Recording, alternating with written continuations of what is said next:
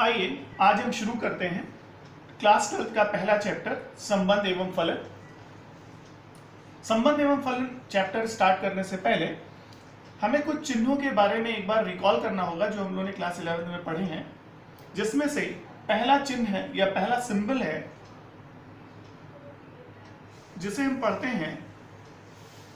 English में तो इसको बिलोंग्स टू कहते हैं और हिंदी में कहते हैं अवयव है या में है। इंग्लिश में इसको कह सकते हैं इज एन एलिमेंट ऑफ और बिलोंग्स टू। जैसे अगर एग्जाम्पल में ऐसे लिख दिया जाए कि स्मॉल ए और ये सिंबल लिख करके ये कैपिटल ए लिख दिया जाए, तो हमें पता है कि कैपिटल से जो लिखते हैं वो हम लोग समुच्चयों को प्रदर्शित करते हैं। स्मॉल ए बिलोंग्स टू ए पढ़ सकते हैं इसको आप, या कह सकते हैं स्मॉल ए अवयव है कैपिटल ए का। तो इस तरह से ये चिन्ह प्रयोग में लाया जाता है। फिर इसी को अगर हम लोग क्रॉस कर दें तो यहां पे लिख देते हैं कि अवयव नहीं है या में नहीं है, is not an element of और does not belongs to.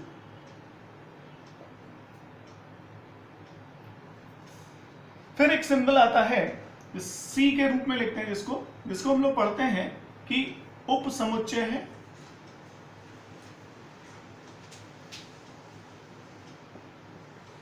is a subset of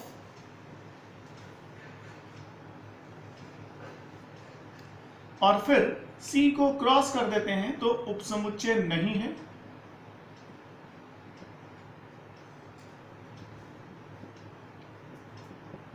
is not a subset of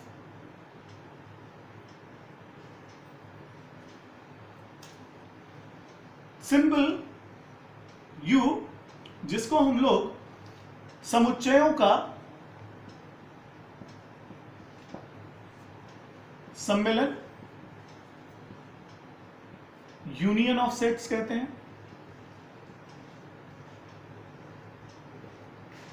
इसी को रिवर्स लिख दीजिए उल्टा, तो समुच्चयों का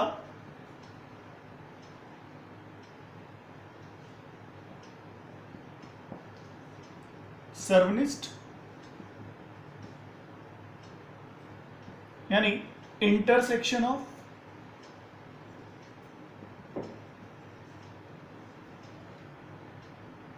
सेट्स। फिर सिंबल यूज करते हैं फाई जो कि रिक्त समुच्चय है,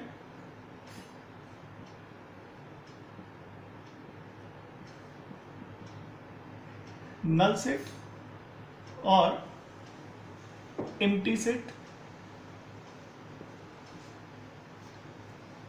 सिंबल डबल डॉट या फिर एक सिंगल खड़ी स्ट्रेट लाइन जिसको हम लोग पढ़ते हैं कि इस प्रकार है,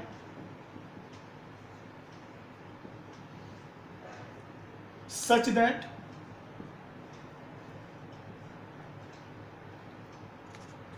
ये सिंबल यूज करते हैं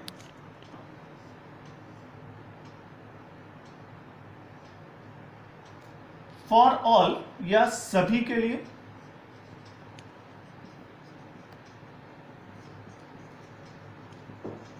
यानी ए लिखते हैं उल्टा और उसको इस तरह से उल्टा ए लिख दिया और इसको क्या पढ़ेंगे कि सभी के लिए, फॉर ऑल या प्रत्येक के लिए। इसके बाद हमें क्लास 11th में पढ़े गए कुछ बेसिक कॉन्सेप्ट को यहां पर फिर से एक बार देखना होगा, जिसमें हम लोगों ने पहले वहां पर देखा था कि दो समुच्चयों का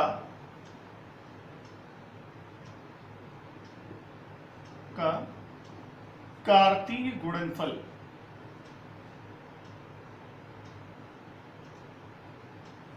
कार्टेशियन प्रोडक्ट ऑफ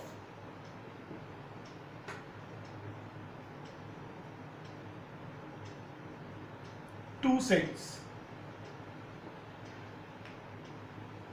इसे किस प्रकार परिभाषित किया गया था कि मान लेते हैं दो सेट है हमारे पास, कैपिटल ए तथा बी।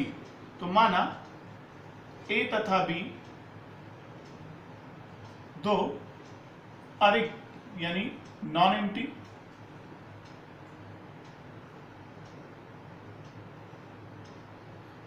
समुच्चय है, तो इनका कार्तीय गुणनफल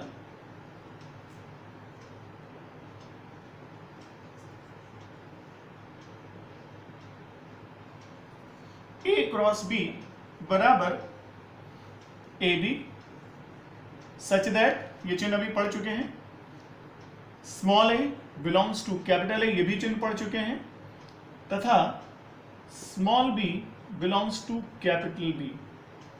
यहां पर ये जो स्मॉल ब्रैकेट में लिखा हुआ है, इसको हम लोग कहते हैं ऑर्डर्ड पेयर या क्रमित युग्म।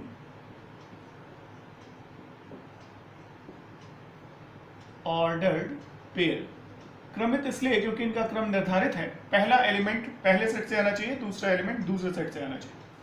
तो कार्तीय गुणनफल को हम लोग इस प्रकार से परिभाषित करते हैं। अब एक उदाहरण द्वारा समझते हैं इसको, कि माना सेट ए बराबर 1 2 3 तथा सेट बी बराबर ए बी। तो हम ए क्रॉस बी अगर लिखना चाहें तो कैसे लिखेंगे? ए के पहले फर्स्ट एलिमेंट यानी 1 को ले लेते हैं, तो 1 के साथ ऑर्डर पेयर बी का ए बनेगा, 1 के साथ बी बनेगा स्मॉल बी, फिर 2 ले लेते हैं तो 2 के साथ ए, 2 के साथ बी, इसी प्रकार से 3 के साथ ए और 3 के साथ बी। ये तो इस प्रकार हम देख सकते हैं कि यहां पर जो कार्तीय गुणनफल है वो बहुत ही आसानी से परिभाषित किया जा सकता है। अब बात यहां पर करते हैं ये कि इसमें ए सेट में कितने एलिमेंट्स दिख रहे हैं हमें? 3, बी में कितने एलिमेंट्स दिख रहे हैं? 2। अब बात करें अगर कि ए क्रॉस बी में कितने एलिमेंट्स हैं, तो काउंट करके देख लेते हैं।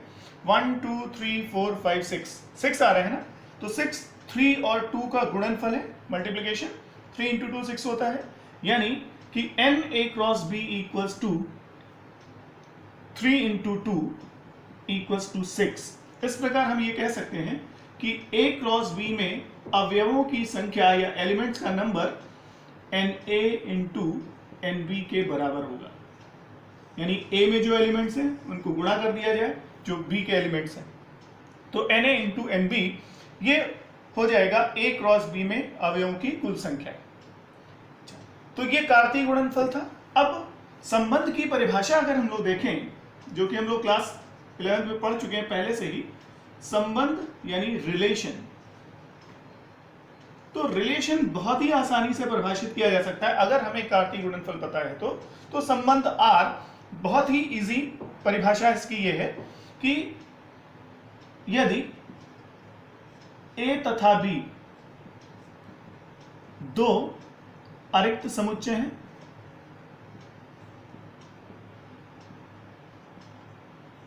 हो, तो A से B में संबंध R A क्रॉस B का, A क्रॉस B ध्यान दीजिए, दो समुच्चयों का कार्तीय गुणनफल A क्रॉस B का एक उप समुच्चय होता है,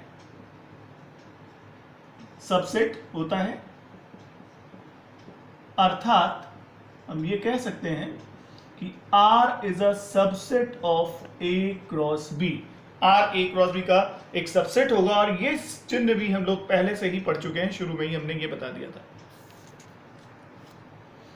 अब हम इसको भी एक उदाहरण द्वारा समझ लेते हैं। तो उदाहरण A बराबर 1 2 3, वही पहले वाला उदाहरण ले रहे हैं जो कार्तीय गुणनफल में लिया था। B बराबर AB, और A क्रॉस B हमने लिख लिया था पहले से ही, वो क्या था? 1A 1B 2A 2B 3A 3B। अब हम ये कह रहे हैं कि R1 इसमें एक संबंध है 1A 1B। क्यों है R1 संबंध? क्योंकि 1A इसके अंदर है, A क्रॉस B के अंदर है, 1B भी A क्रॉस B के अंदर, अर्थात 1A इसका अवयव है और 1B A क्रॉस B का अवयव है। तो हम कह सकते हैं कि R1 जो है सबसेट है किसका, A क्रॉस B का। इसी प्रकार अगर R2 ले लें, एक दूसरा संबंध ले लेते हैं इसमें, तो 1A 2A 3A, तो R2 भी A क्रॉस B का एक सबसेट है, इसलिए R2 भी एक संबंध हो जाएगा। तो इस प्रकार से हम बहुत सारे संबंध बना सकते हैं, उतने संबंध बना सकते हैं जितने A क्रॉस B में उप समुच्चय यानी सबसेट्स मिलेंगे। तो अब प्रश्न ये है कि A से B में कुल संबंधों की संख्या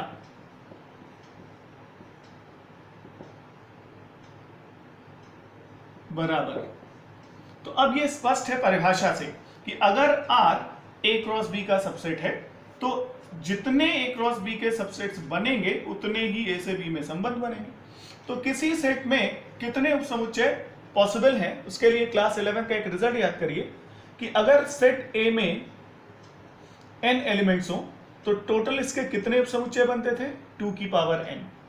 तो ये कुल उपसमुच्चयों की संख्या है। तो इस प्रकार से यहां पर हमारा सेट A क्रॉस B है, इसके कुल उपसमुच्चयों की संख्या कितनी हो जाएगी, 2 की power n A cross B।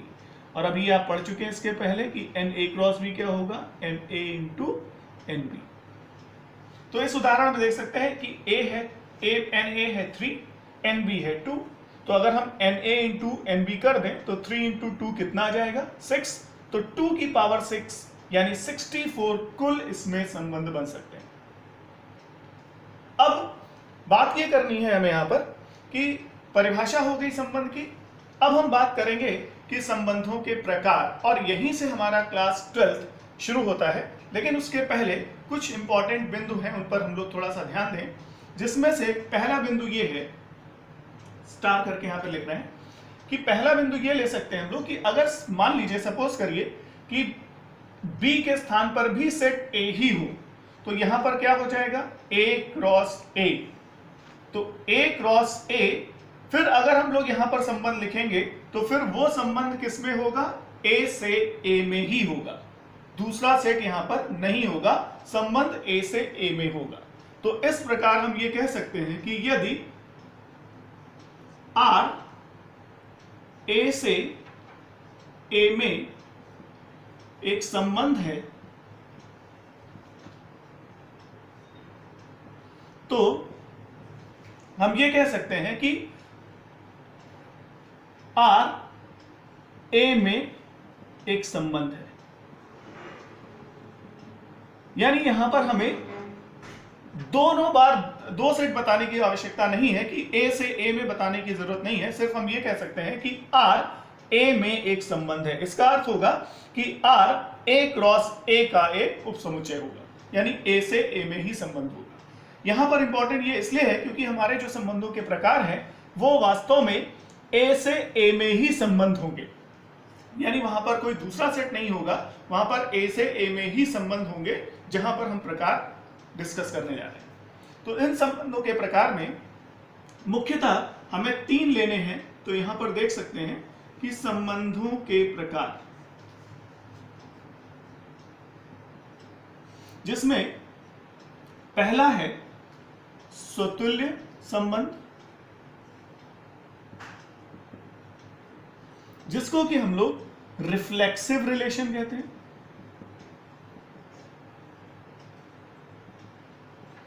दूसरा है सम्मित रिलेशन, सम्मित संबंध, सिमेट्रिक रिलेशन। और थर्ड है संक्रामक संबंध अर्थात ट्रांजिटिव रिलेशन।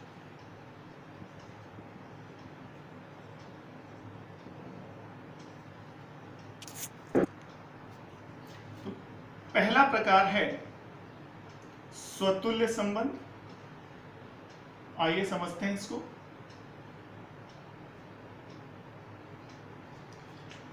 तो समुच्चय A में, समुच्चय A पर परिभाषित संबंध R स्वतुल्य होगा यदि, यहां ध्यान दीजिएगा, A, बिलोंग्स टू R, ये वाला प्रत्येक के लिए या सभी के लिए, सभी A बिलोंग्स टू A। अर्थ इसका ये हुआ कि अगर किसी समुच्चय A के प्रत्येक अवयव खुद से संबंधित हो तो उस रिलेशन, उस संबंध को हम लोग क्या कहेंगे? स्वतुल्य संबंध कहेंगे। इसको हम लोग इस प्रकार से भी लिख सकते हैं कि A for every A belongs to A, दोनों तरीके से लिखा जा सकता है। तो स्वतुल्यता की बात यह आ रही है कि कोई भी संबंध R स्वतुल्य तभी होगा जब A का प्रत्येक अवयव खुद से संबंधित हो। इसे एक उदाहरण द्वारा स्पष्ट समझ सकते हैं। माना सेट A बराबर 1 2 3। अब हम यहां पर कई संबंध लिख रहे हैं और देखेंगे कि इसमें कौन सा स्वतुल्य है और कौन सा नहीं है। तो सपोज हमने ले लिया एक 1 1 1 2 2 2 2 3 3 3। दूसरा संबंध लिया R2 बराबर 1 1 1 2 2 2 और 2 3। तो ये R1 और R2 हो गए। अब हम यहां पर देखना शुरू करते हैं कि इनमें से कौन सा स्वतुल्य कौन सा नहीं है। तो R1 पर देखिए 1 1 1 का संबंध 1 से है, 2 2 2 का संबंध खुद से हो गया, 3 3 3 का संबंध खुद से हो गया, यानी A का प्रत्येक अवयव खुद से संबंधित है। जबकि R2 में 1 1 तो है, 2 2 भी है, लेकिन 3 3 यहां पर नहीं है। इसलिए R1 तो स्वतुल्य होगा लेकिन R2 संबंध स्वतुल्य यानी रिफ्लेक्सिव रिलेशन नहीं होगा। सेकेंड, सममित संबंध।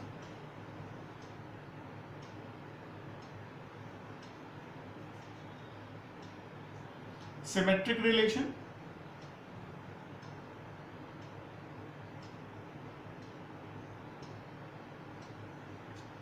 तो संबंध R सममित होगा यदि AB बिलोंग्स टू R तो BA also belongs to R। यहां पर ध्यान रखना है कि जो A और B आएंगे वो कहां से होंगे? सेट A से होंगे। तो हम ये कह सकते हैं कि संबंध R जो A में परिभाषित है वो सममित होगा अगर AB R में है तो BA भी R में होना चाहिए। तो इसमें थोड़ा ध्यान दीजिए, A और B का ऑर्डर यहां बदल गया है। तो अगर AB R में है तो उल्टा करने पर BA भी R में होना चाहिए। एक उदाहरण द्वारा इसको आप ऐसे भी लिख सकते हैं, A related to B implies B related to A, जहां AB बिलोंग्स टू होगा A। अब एक उदाहरण लेते हैं, A सेट 1 2 3। इसमें भी दो संबंध हम यहां पर लिख रहे हैं। R है 1 1 1 2 2 1 2 3, R2 1 1 1 2 2 1 2 2 2 3 एंड 3 2। अब देखते हैं R1 संबंध में 1 1 को अगर हम लोग इसका स्थान बदल भी देंगे तो यही आएगा, वो तो ऑलरेडी है इसमें। 1 2 का स्थान बदलिए तो क्या आता है? 2 1, वो है इसमें। 2 3 का स्थान बदलने पर होता है 3 2, तो 3 2 यहां पर नहीं है R1 में, इसलिए ये R1 सममित रिलेशन नहीं होगा, यानी सिमेट्रिक रिलेशन नहीं होगा। लेकिन R2 में देख सकते हैं 1 1 1 2 को बदल देंगे तो 2 1, 2 2 का उल्टा 2 2 ही रहेगा, 2 3 3 2।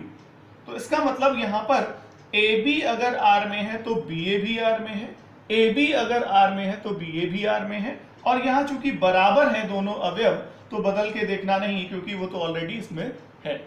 तो ये संबंध जो है वो सममित संबंध R1 नहीं है, जबकि R2 सममित संबंध होगा, सिमेट्रिक रिलेशन होगा।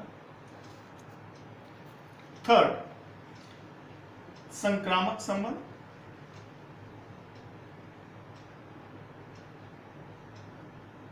Transitive relation.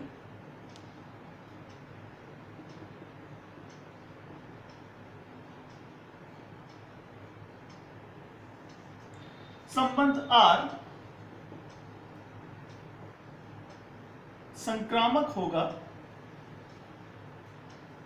यदि, यहां पर ध्यान दीजिए कंडीशन इसकी, यदि AB बिलोंग्स टू R तथा BA बिलोंग्स टू R, तो AC बिलोंग्स टू R होना चाहिए। ध्यान दीजिए यहां पर AB R में है और BC R में है, तो AC भी R में होना चाहिए। तो यहां पर देख सकते हैं कि ये जो B अवयव है, ये B अवयव यहां पर सेकंड नंबर पर लिखा है और यहां पर पहले नंबर पर लिखा है। तो जो यहां सेकंड पर लिखा है वह यहां पर फर्स्ट में होना चाहिए, यानी ये दोनों एलिमेंट सेम होने चाहिए। तो किसका किसका रिलेशन आपस में होना चाहिए, तो A और C भी आपस में संबंधित होने चाहिए। तो R को हम लोग फिर क्या कहेंगे, संक्रामक संबंध कहेंगे। यहां पर थोड़ा स्पष्ट बात और होगी कि संबंध R संक्रामक कब होगा और कब नहीं होगा, इसको थोड़ा स्पष्ट तरीके से समझ सकते हैं कि R को हम संक्रामक कब कहेंगे। तो कब कहेंगे, यहां पर देखिए पहली कंडीशन ये है कि अगर AB R में है तथा BC R में है तो AC R में होना चाहिए। और R संबंध कब संक्रामक नहीं होगा, जब AB R में हो, BC भी R में हो, परंतु AC R में ना हो, तो हम ये कहेंगे कि ये संबंध R संक्रामक नहीं है। और संक्रामक होने में कंडीशन और जुड़ जाती है कि यदि AB R में है और हमें ऐसा कोई भी अवयव ना मिले जो B से शुरू हो रहा हो, मतलब हमें कोई भी BC ना मिले R में, AB R में है लेकिन BC R में नहीं मिल रहा है, तो संबंध R क्या होगा, संक्रामक होगा। तो ध्यान देना है, संक्रामक होने में दो कंडीशन है, AB belongs to R, BC belongs to R, तो AC भी R में होना चाहिए। और अगर AB R में मिल गया और BC R में नहीं मिल रहा है तो भी संबंध क्या होगा, संक्रामक होगा। परंतु संक्रामक कब नहीं होगा कि अगर AB भी R में मिले, BC भी R में मिले, लेकिन AC R में नहीं है, तब हम ये कहेंगे कि संबंध संक्रामक नहीं है। तो संक्रामक संबंध में ही थोड़ा आपको ज्यादा ध्यान देना है, क्योंकि इसमें कभी कभी गलतियां हो जाती हैं इस प्रकार के रिलेशन में। तो ध्यान देना है कि दो तरह से संबंध हम कहेंगे संक्रामक है, और इस केस में संबंध संक्रामक नहीं होगा। अच्छा, अब जो मुख्य बात यहां पर करनी है वो ये करनी है कि तुल्यता संबंध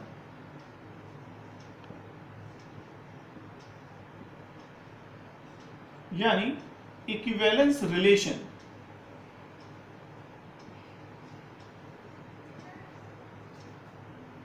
ये क्या होता है। तो तीन प्रकार जो हम लोगों ने संबंधों के पढ़े हैं, तो ऐसे संबंध R जो ये तीनों प्रकार के होंगे उन्हीं को हम क्या कहते हैं, तुल्यता संबंध कहते हैं। तो हम ये कह सकते हैं कि A में परिभाषित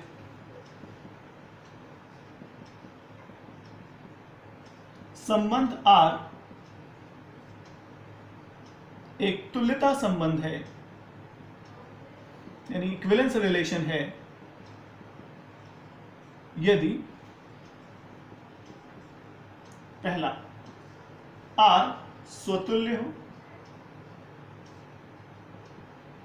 दूसरा R सममित हो, और तीसरा R संक्रामक हो।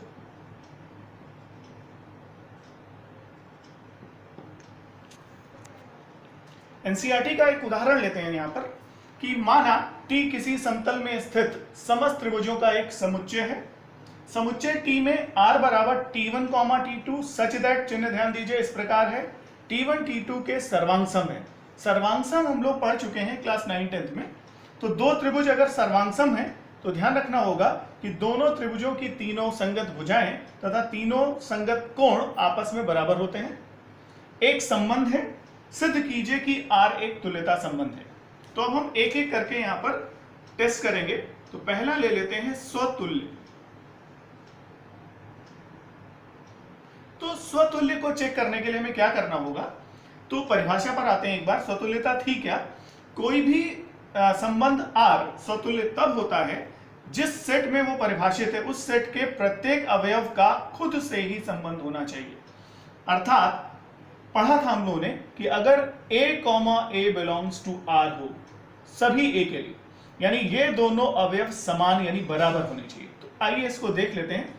यहां पर अगर हम t2 के स्थान पर t1 रख देते हैं तो t1, t1 बराबर हो जाएगा दोनों। अब जरा देखते हैं क्या इस पर कोई फर्क पड़ता है। तो t1, t1 के सर्वांगसम है। तो क्या प्रत्येक त्रिभुज खुद के सर्वांगसम होता है? बिल्कुल होता है, क्योंकि सर्वांगसमता की परिभाषा क्या है कि सर्वांगसमता हम तभी कहते हैं जब तीनों संगत कोण और तीनों संगत भुजाएं आपस में बराबर हो। तो t1 की तीनों भुजाएं t1 की ही तीनों भुजाओं के बराबर होती हैं, t1 के तीनों कोण t1 के तीनों कोणों के आपस में बराबर होंगे। इसलिए हम कह सकते हैं कि t1 और t1 सर्वांगसम है। तो हम यहीं से शुरू करते हैं ये लिखते हुए कि चूंकि प्रत्येक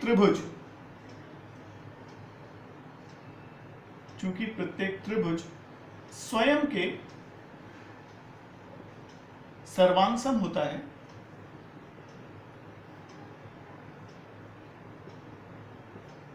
अतः हम ये लिख सकते हैं कि t1 के सर्वांगसम है,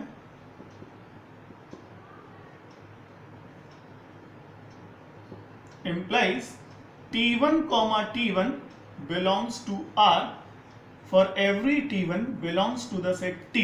यानी प्रत्येक t1 के लिए जो t के अवयव है, तो t1, t1 belongs to R for every यानी प्रत्येक t1 belongs to T के लिए। अतः R एक स्वतुल्य संबंध है।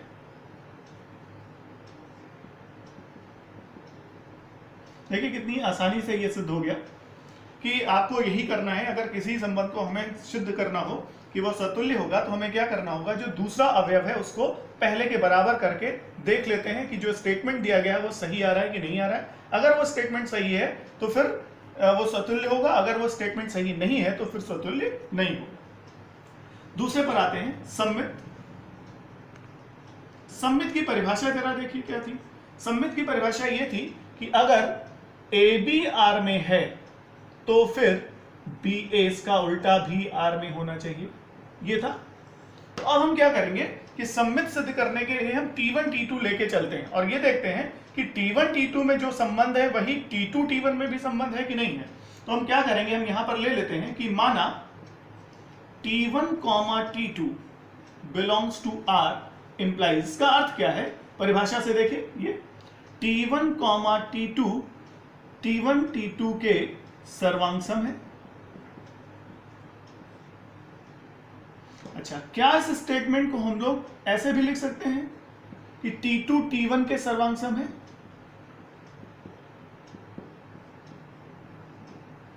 सही है, बिल्कुल सही है। अगर T1 T2 के सर्वांगसम है तो T2 भी T1 के सर्वांगसम होगा। तो अब हमने स्थान बदल दिया लेकिन ये गुण नहीं बदला इसका, तो इसलिए हम कह सकते हैं कि this implies T2, T1 belongs to R। अतः R एक सममित संबंध है।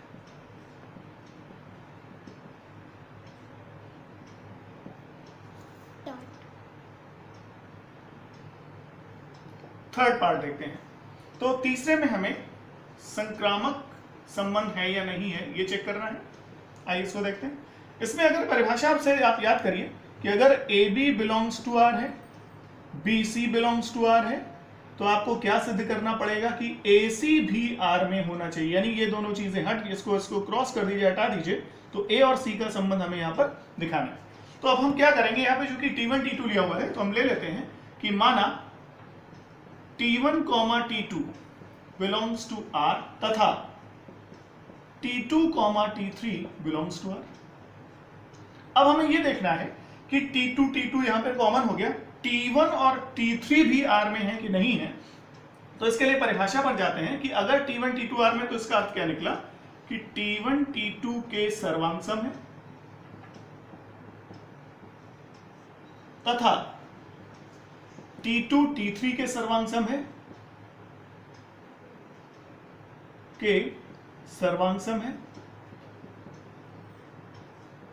तो हम ये कह सकते हैं अगर T1 T2 के सर्वांग सम है, T2 T3 के सर्वांग सम है, तो T1 T3 के भी सर्वांग सम होगा।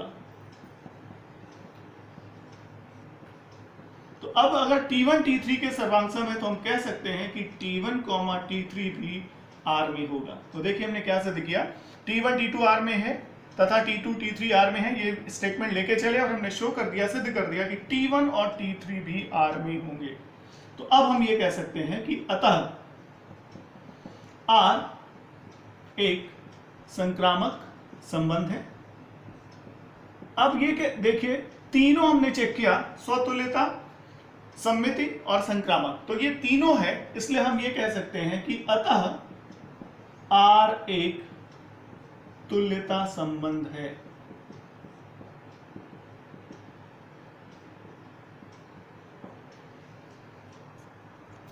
दूसरा उदाहरण लेते हैं, एनसीईआरटी का ही उदाहरण है ये। सिद्ध कीजिए कि पूर्णांकों के समुच्चय Z में R बराबर AB संख्या 2 A माइनस B को विभाजित करती है द्वारा प्रदत्त संबंध R एक तुल्यता संबंध है। तो पहला पॉइंट, स्वतुल्यता हम लोग चेक करते हैं कि संबंध स्वतुल्य है या नहीं है। अब इसके लिए हमें क्या करना होगा, हमें सिद्ध करना है कि A R में है प्रत्येक A के लिए। तो क्या करेंगे, यहां पर B के स्थान पर अगर हम A रख देते हैं, तो हमें यहां पर भी B के स्थान पर A रखना होगा। तो देखिए अगर हम यहां B के स्थान पर A रख दें, तो A माइनस A कितना हो गया, 0। अब जरा स्टेटमेंट देखिए, संख्या 2 0 को विभाजित करती है। क्या ये सही स्टेटमेंट है? बिल्कुल सही स्टेटमेंट है। क्यों? क्योंकि शून्य को तो प्रत्येक नॉन जीरो नंबर विभाजित करता है। तो हम यहीं से शुरू करेंगे कि ये देख सकते हैं कि A माइनस A को 2 विभाजित कर रहा है। तो हम यहीं से लिखना शुरू करेंगे कि चूंकि संख्या 2 A माइनस A को विभाजित करती है, अतः A, belongs to R for every A belongs to Z। यहां पर A के स्थान पर सेट Z दिया हुआ है, तो R एक स्वतुल्य संबंध है।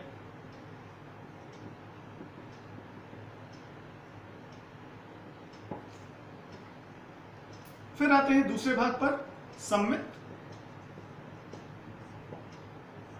सममित संबंध में हम याद करना होगा कि AB अगर R में है तो BA उसका उल्टा भी होना चाहिए R में। तो हम शुरुआत क्या करेंगे यहां पर कि माना AB belongs to R। अब इसका अर्थ क्या निकला, इसका अर्थ परिभाषा में है कि संख्या 2 A माइनस B को विभाजित करती है। तो हम ये कह सकते हैं कि हाँ, संख्या 2 A माइनस B को विभाजित करती है।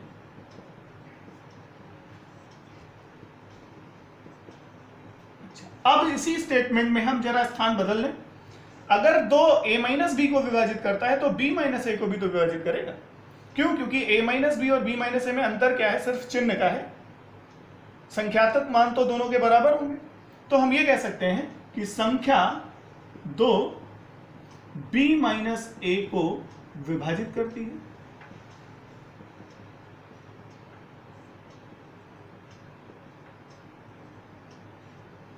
तो इस प्रकार हम ये कह सकते हैं कि फिर B comma A belongs to R, क्योंकि जब संख्या 2 a माइनस बी को विभाजित कर रही थी तो a कॉमा बी आर में था, और अगर संख्या 2 b माइनस ए को a के स्थान पर b, b के स्थान पर a, यानी स्थान बदल गया तो a और b का स्थान बदल जाएगा तो क्या हो जाएगा ba, तो ba बिलोंग्स टू r, अतः r एक सममित संबंध है।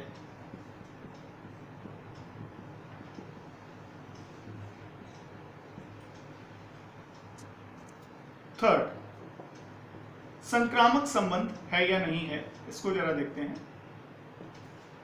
तो इसमें हमें मानना पड़ेगा कि माना ए बी आर में है तथा बी सी भी आर में है। अब परिभाषा पर जाते हैं। तो अगर ए बी आर में है तो संख्या 2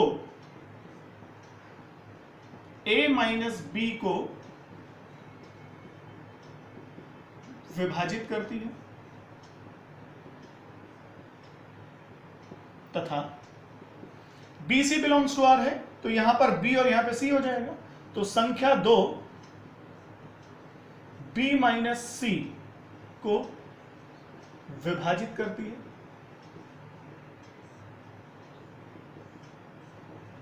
अब हमें यह देखना है कि अगर हमें यह सिद्ध करना है कि a और c का संबंध आपस में है तो उसके लिए हमें a और c को एक साथ लाना पड़ेगा। तो अब उसके लिए हम क्या करेंगे, हम एक समीकरण की सहायता से बहुत आसानी से इसको हल कर सकते हैं। देखिए इस स्टेटमेंट को हम एक समीकरण बनाकर लिखते हैं। अगर संख्या 2 a माइनस बी को विभाजित करती है तो इसका अर्थ क्या हुआ कि a माइनस बी को अगर 2 से भाग दे दिया जाए तो जो भी परिणाम आएगा वो अपने आप में एक पूर्णांक होगा, यानी ये जो k1 आएगा वो कहां से आएगा, z यानी पूर्णांक होगा, पूरी तरह से विभाजित हो जाएगी, पूर्णांक मिलेगा नहीं, तो k1 होगा। इसी प्रकार से हम ये कह सकते हैं कि अगर b माइनस सी को 2 से विभाजित किया जाए तो एक दूसरा पूर्णांक k2 मिलेगा। अच्छा, अब इसको हम लिख सकते हैं a माइनस बी बराबर 2k1 तथा b माइनस सी बराबर 2k2। इसको समीकरण 1, इसको समीकरण 2 कहते हैं। अब दोनों समीकरणों को जरा हम जोड़ देते हैं तो क्या मिलेगा, a minus b plus b minus c, left side से जोड़ गया, राइट साइड को राइट साइड से जोड़ देते हैं जरा और देखते हैं क्या मिलेगा। b से b कट गया, बिलोंग इक्वल्स टू 2k, जहां k बराबर k1 प्लस k2 रख दिया हमने। चूंकि k1 k2 पूर्णांक है तो दो पूर्णांकों का योग भी एक पूर्णांक ही होता है, तो 2k के रूप में हमें मिल गया। अर्थात हम ये कह सकते हैं कि a माइनस सी अगर 2 से विभाजित किया जाए तो k एक पूर्णांक मिलेगा। तो अर्थ क्या निकला कि a माइनस सी भी 2 से विभाजित हो रहा है, अर्थात संख्या 2 a माइनस सी को भी विभाजित करती है। और अब अगर ये हम सिद्ध कर चुके हैं कि संख्या 2 a माइनस सी को विभाजित करती है तो हम ये कह सकते हैं कि फिर AC भी R में होगा, अतः R एक संक्रामक संबंध है।